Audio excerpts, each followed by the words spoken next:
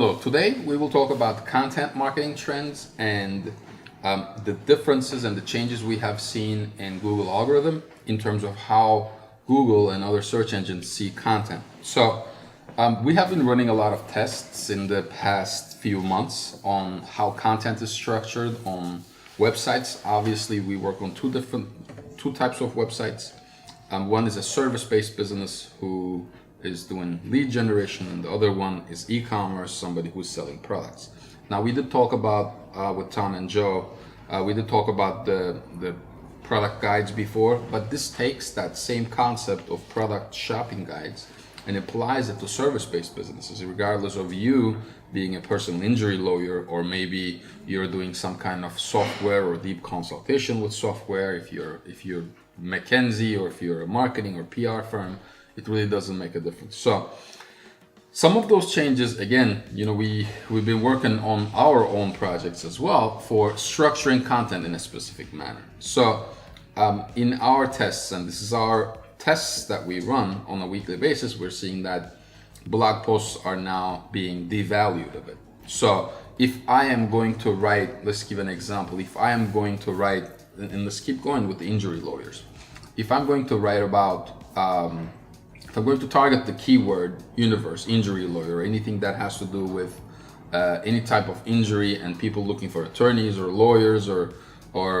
any kind of service that has to do with that, then I need to guide people to a specific section that has a content structure, okay? And you've built these content structures in the past few months, Tom. Absolutely.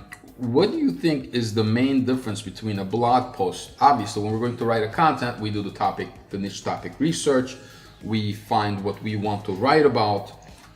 That topic either is a sell topic or a authority topic, or it's a relevance topic, right? Absolutely. What difference do you see between blog posts and these service sections or this structured content? Well, in a big picture way, I'd say the blog posts, kind of by their nature, are always just a little bit more casual.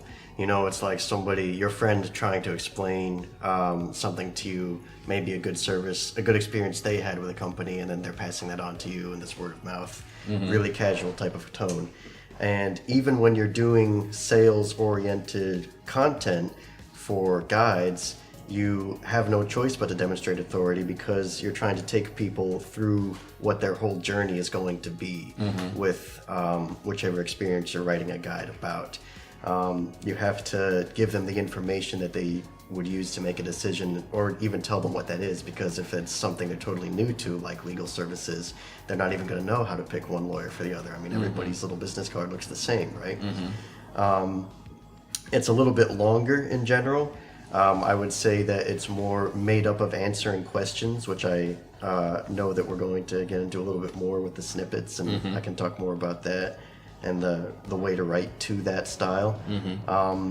But it's more like a reflection of the type of buyer who has a longer attention span. You're more likely to consume an entire guide, whereas blog posts are practically designed to be skimmed, if that makes sense.